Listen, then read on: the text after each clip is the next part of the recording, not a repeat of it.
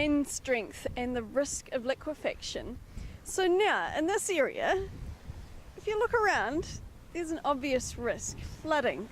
Steve, what has caused this? One of the risks for the eastern side of Christchurch is the fact that it is low-lying in relation to sea level. And when the tide comes in, you can see that the tide comes in quite high. Since the earthquake, the land has dropped approximately 200 to 500 millimetres, depending on where you are. And so as the sea is high in relation to the ground, it means that the land is potentially at risk from tidal flooding. And you might be wondering how they actually know that it's lower other than just looking around. Those specific measurements, that geospatial data, how do you get it?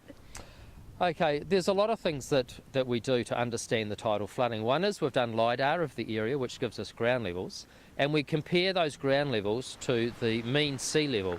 And mean sea level is what is the average level of the sea. And when we compare the two, we can see that from time to time, the mean sea level is higher than the land. Hence, we've had to build these stop banks, and these stop banks have been raised after the earthquake to provide extra level of protection. If you're living around here, obviously you'd be wanting to rebuild to different levels to make sure you're not going to get flooded. How can people do that? Well, the SERA Authority and the Christchurch City Council are working really hard to work out what the new appropriate flood levels are. So once we understand what the flood levels are, we can decide what the appropriate building floor level is. And so they're working to work out what is the minimum level that you can build a floor to make a house safe.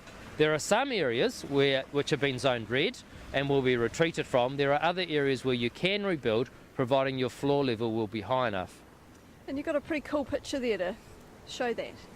Yes, I have. This sketch here shows how we can look at managing risk from tidal flooding. One is we can ban houses. Two is we can lift houses higher. Three, we can put in a seawall. Or four, we can move further away from the sea. So lots of options. Yep. Okay, one of the risks right here, right now, is hypothermia. So let's get going, eh? We'll get into somewhere warm.